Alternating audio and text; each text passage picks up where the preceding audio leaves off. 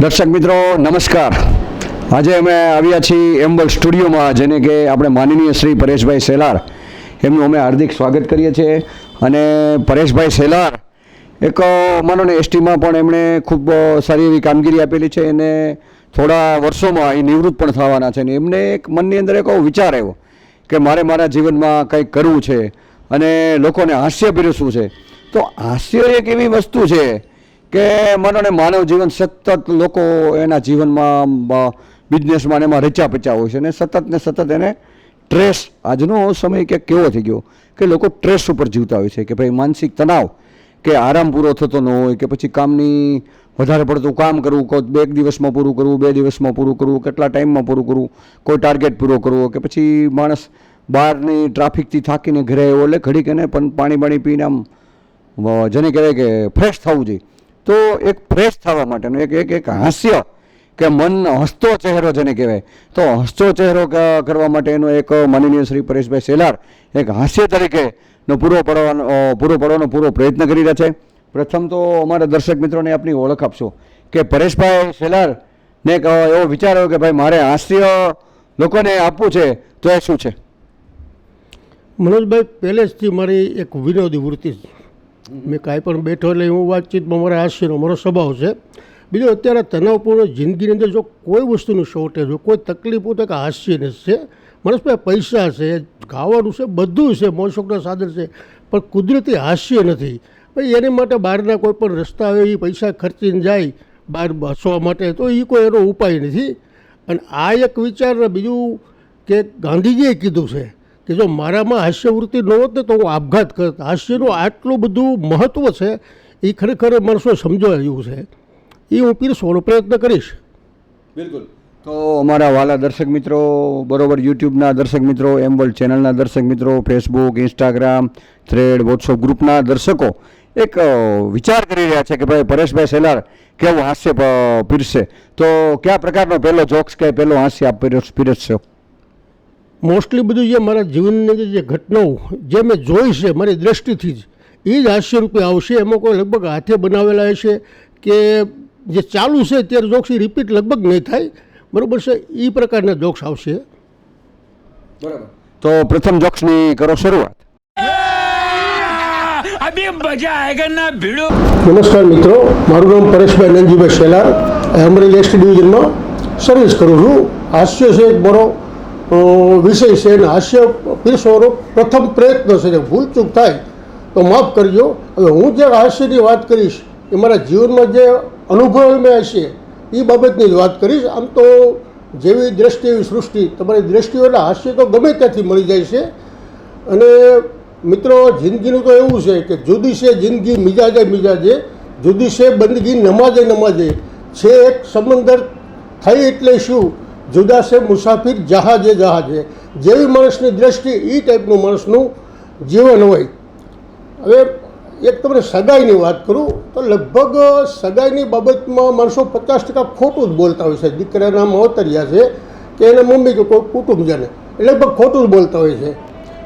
એ એમ કે અમારો છોકરો 40,000નું કામ કરે છે એટલે તમારે સમજી લેવાનું કે એનો પગાર 20,000 માંડ હોય તો હોય।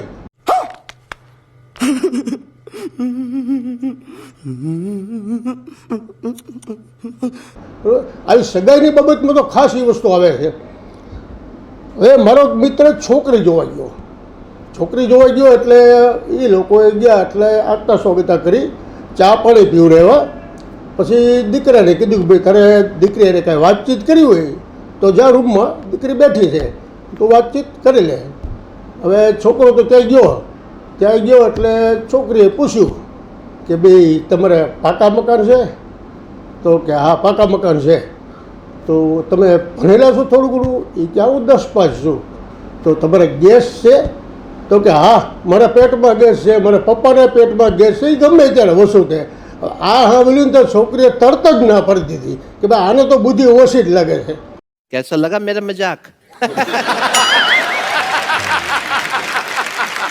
મારો મિત્ર એક ભગો છે, ભગાને લગભગ મેં બુદ્ધિ ઓછી એટલે 12 ઓછો લઈ જઈ।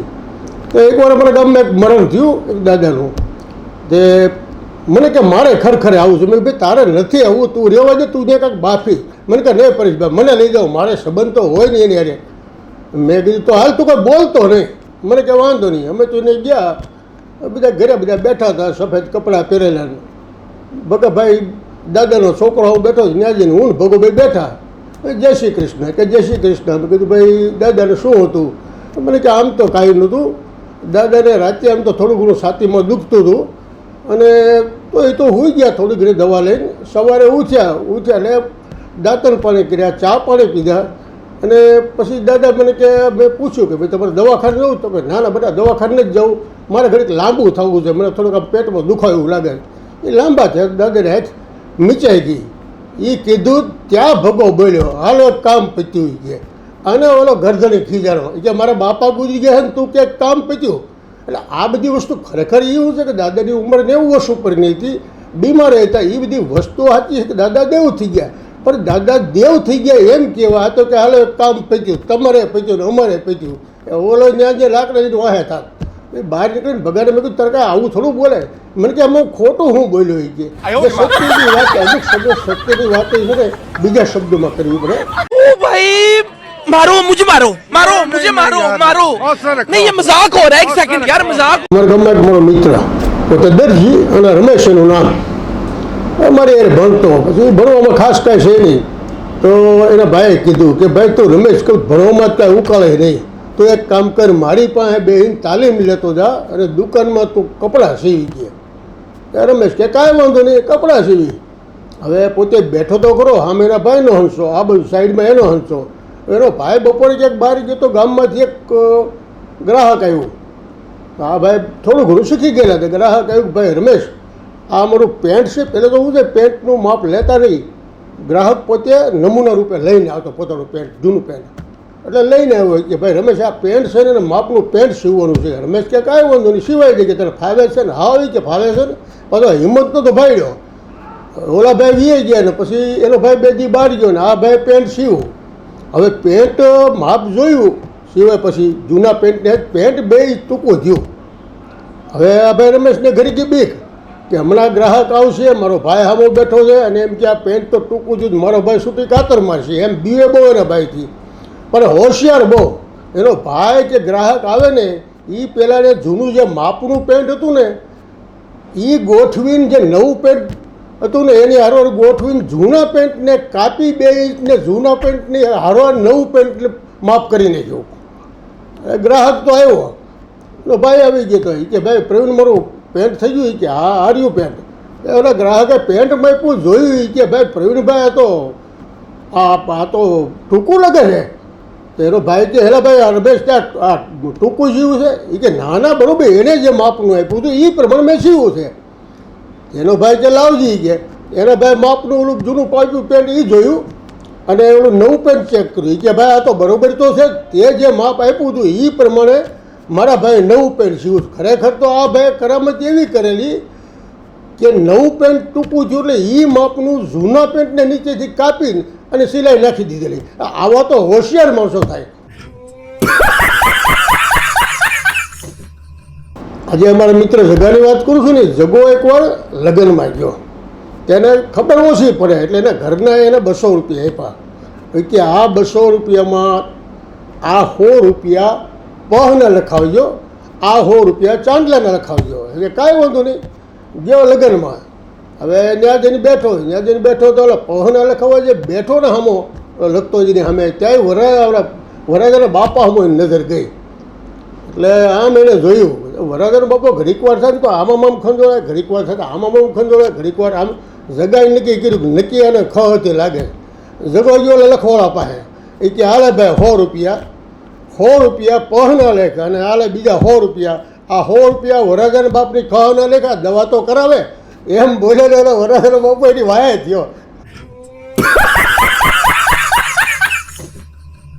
એક મારો મિત્ર છે ગામડે, મારું મૂળ ગામ શેખપીપરિયા મારો મિત્ર છે એટલે મારો પરમ મિત્ર છે. એને તકલીફ હું એની જીભ જલાય, કોઈ પણ વાતમાં એની જીભ ગમે શબ્દમાં અટકી જાય એટલે ટ મને કરવા. એકવાર મારી ઘરે અમરેલી આવ્યો એટલે સાંજનો ટાઈમ થયો હતો.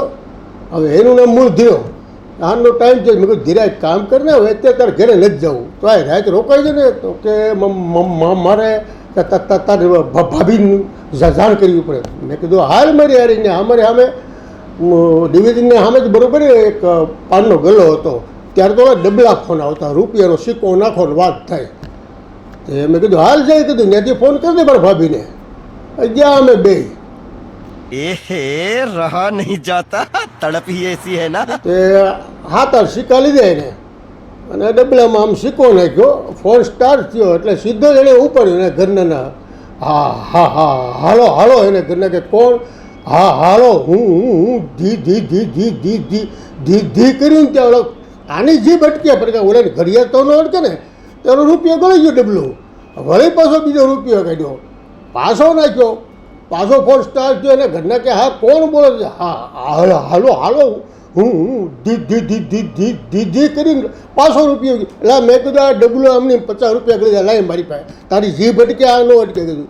એ રૂપિયો લઈને નાખ્યો મેં અંદર, સીધો ઉપડ્યો. હાલો ભાભી, મેં કીધું પરેશ બોલું છું અને આ ધીરો રાત રોકાય છે ને કાલ આવશે. વાત થઈ ગઈ પૂરી. તોય 7 રૂપિયા વધ્યા.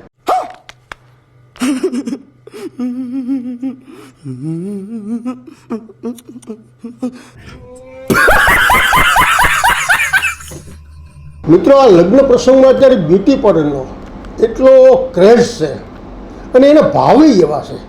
એનો ક્રેઝ એટલો ભાવ એટલે તમારે ઘરે મહેમાન સવારે આવે, લેડીઝ આવે, તમારે ઘરે જે મહેમાન આવે, હમણાં મારે ઘરે જ મહેમાન હતા, મારે ઘરે લગ્ન હતા એટલે સવારે જે બાઈઓ આવી પછી ચા પાણી પીને નાસ્તો કરીને અને બધી બ્યુટી પાર્લરમાં, ઘરે કોઈ નહીં, જેટલા મહેમાન આવી બાઈઓ બધી બ્યુટી પાર્લરમાં. એટલે મારા ઘરના મારી પાસે આવ્યા, મને કે હું બ્યુટી પાર્લરમાં જાઉં. મેં કે તું જા, બીજું હું. તે તો ગયા બ્યુટી પાર્લર. આ લોકો બ્યુટી પાર્લરમાં કઈ રીતનું હું સોંપડે છે કે ખબર નહીં, પણ 2 કલાક પછી આવીને તો મારા ઘરના હું ન ઓળખું એવા થઈ ગયા, ભાભરું ભૂતરા એવા. ઘડીક તો 2-3 વખત તો હું છેતરાઈ ગયો, બાજુમાં ગયો.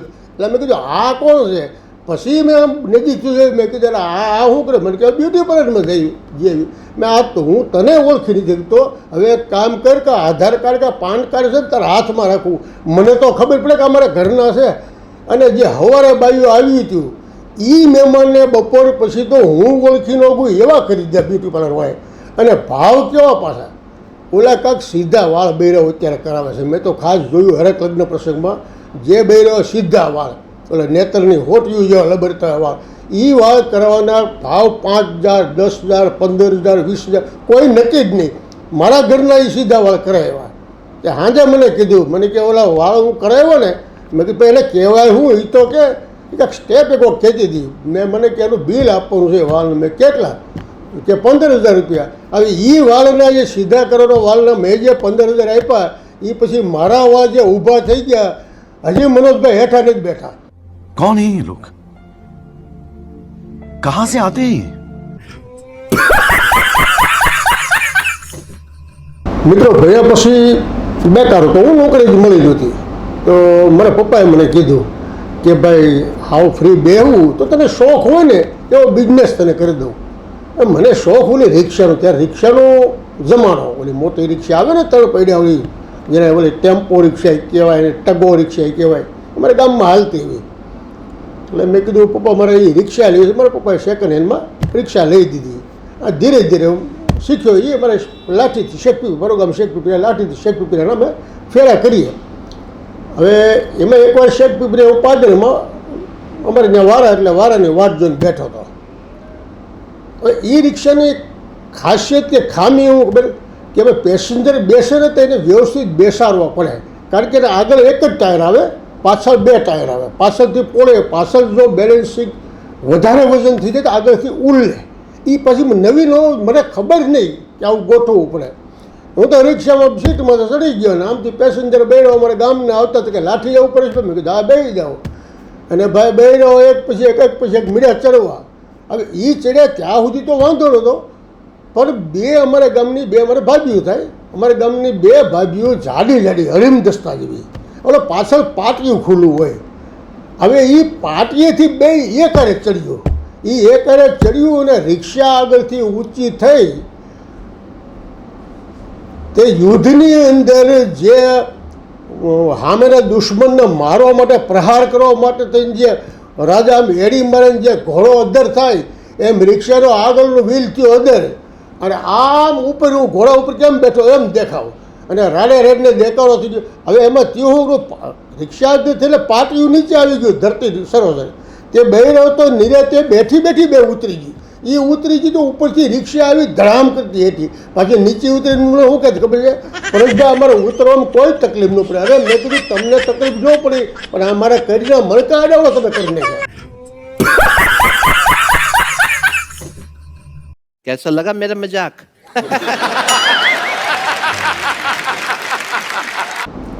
હમણાં એક જગ્યાએ મિત્રો હું લગ્નમાં ગયો તે શરણાઈ વાળો સરસ વગાડતો હતો. એક વખત મેં જોયું હાઈ ક્લાસ વગાડતો હતો. પછી દીકરીને વળવાનો સમય થયો હવે ત્યારે શરણાઈ વાળો વિદાયના ગીત વગાડતો હતો. તો હું એની બાજુમાં ગયો મને એમાં રસ ખરો સંગીતમાં. એ બાજુમાં ગયો પણ એટલા બધા કરુણ રાગમાં એ વગાડતો હતો તો મને તો એવું જ થયું કે આને એની દીકરી કદાચ વળાવી વિશે યાદ આવી ગઈ છે અને એની આંખોમાં મેં ઝળઝળિયા જોઈએ. એટલે પછી હું એની નજીક ગયો. બધું પૂરું થયું પછી પૈસા ગણતો હતો તો હું નજીક ગયો. મેં કીધું ભાઈ તમે બહુ લાગણીશીલ માણસ લાગો છો. મને કે કેમ? મેં કીધા કોકની દીકરી વળાવતા હતા તો તમારી આંખમાં મેં ઝળઝળિયા જોયા અને અતિ કરુણ રાગમાં શરણાઈ વગાડતા હતા. તો આનું રહસ્ય હું તમને તમારી દીકરી યાદ આવી ગઈ હતી? અરે મને કે ભાઈ એવું કાંઈ નથી. મારી ઉપર ઉડાડવા એક જણાએ 1000 રૂપિયાના છૂટા હોય નોટો મારી પાસેથી જ લીધી હતી અને મને ઉડાડતો હતો. એ પૂરું થયા પછી મેં પૈસા ગણ્યા ને વીણ્યા ને અને ગણ્યા તો એમાં ખાલી 700 રૂપિયા થયો 300 રૂપિયા કોઈક મહેમાન લઈને ભાગી ગયો. આ એના જળજળી આવી ગયા મને. कौन है ये लोग? कहां से आते हैं ये? આજે મારા મિત્ર જગાની વાત કરીને એ ઉતાવળો બહુ ગમે એ વસ્તુમાં જોવે અને કારવાની એક દિન બહાર ગામ જાઉં છું. એના બાથરૂમમાં ગયો નાવા એને ઘરના કે લાવ કપડાં એને કપડાં એને ઘરના કપડાં આપ્યા.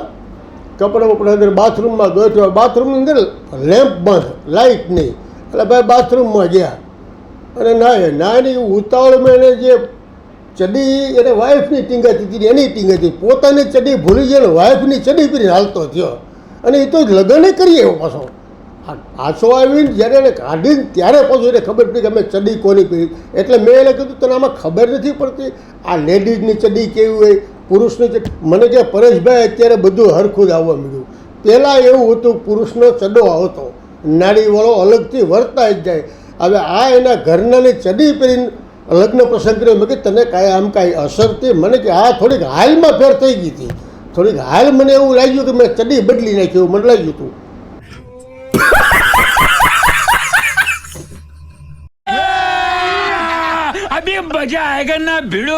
મિત્રો અત્યારે સમય બહુ સારો છે. એમાં મહિલાઓ માટે અને દીકરીઓ માટે તો બહુ સરસ છે. બાકી જૂના સમયની અંદર જે દીકરીને પહેલાં સાસરે વળાવતા સારું હોય તો ભગવાનને દિયા. બાકી અમુક ઘટનાઓ એવી બનતી દીકરીની કે માવતરને એની ચિંતા જ રહે. દુઃખ બહુ હતા. અમુક સાસરિયામાં એવી હાહુ એમાં ખાસ તો હાહુનું પાત્ર એ એક વિલનનું પાત્ર હતું અને હાહુના દુઃખ એને તો મિત્રો આપણા જૂના લોકગીત હાઈ ક્લાસ જૂના લોકગીત હોતા હશે. જોકે અત્યારે તો કોઈ ગાતું નથી ને ક્યાંય દેખાતા નથી પણ ખરેખર એ તમારે સમજવા જેવા છે. હું પ્રયત્ન કરું છું. મેં કદી લોકગીત ગાયા નથી મારો વિષય નહીં પણ પ્રયત્ન કરું છું. તમને કદાચ મજા આવશે. એક લોકગીત છે જૂનું બહુ સરસ છે. દાદા હો દીકરી વાગણ મારે નવ દેજો રે સઈ વાગડની રે વઢિયારી હાહુ દોયેલી રે દાદા હો દીકરી. દોયેલી એટલે દુઃખ આપે એવી ક્રૂર તાટકી. પહેલાં એવી હતી. હવે તો સમય આખો પલટો મારી ગયો છે મિત્રો. અત્યારની મારી ઉંમરને જેટલા છે એને કહું છું કે અત્યારે તો એવો સમય આવી ગયો છે કે પહેલાં એવું હતું કે સાસુ કેવી મળશે ને વહુને ઉપાધિ હતી. હવે સમય એવો થઈ ગયો છે કે વહુ કેવી મળશે ને એ હાહુની ઉપાધિ કરી ગઈ છે. હવે તો કેવી વઢિયાળી હાહુ કેવી કે બીક જ નથી રહી. પણ પહેલાં જૂના સમયની અંદર આવી બહુ તકલીફ હતી અને અત્યારની પેઢીમાં એક પરિવર્તન અત્યારના સમયમાં પરિવર્તન એક બહુ જોરદાર આવ્યું છે. પહેલાં શું હતું કે કોઈ પણ માણસ હોય ને એના પપ્પા જીવતા અને બાપુજી જીવતા હોય એટલે એનું જ ઘરમાં હાલે. એટલે એ આને એના છોકરાને સતત આપણા જ માવતર છે, આપણા જ પિતા, આપણે સરસ ખીજાયા કરે, આપણે સરસ શિખામણી આપ્યા રાખે, આવું બધું આપ્યા રાખે. એ જે દાજ હતી આપણે આપણા છોકરા ઉપર ઉતારતા. હવે શું થયું છે કે હવે આખી પેઢી ચેન્જ થઈ ગઈ ને પરિવર્તન થઈ ગયું એટલે હવે તો બાપાએ ગગલાવે અને છોકરો ગગલાવે. હાહુને અત્યારે એવું છે કે પહેલાં એવું હતું કે દીકરાને લગ્ન કર્યા પછી હાહુને પદવી મળતી, એને વહુને ગગલાવતી, બરાબર. પછી એની વહુ છે એના છોકરાને લગ્ન થાય તો એ એની વહુને ગગલાતી. હવે સમય ચેન્જીસ થઈ ગયો ને તો હવે અત્યારની જે હાહુ છે એને હાહુ એ તો ગગલાવે જ છે, હવે દીકરીને વહુ ગગલાવે છે. એટલે આ વચ્ચેની એક પેઢી છે એ આખી કમનસીબ પેઢી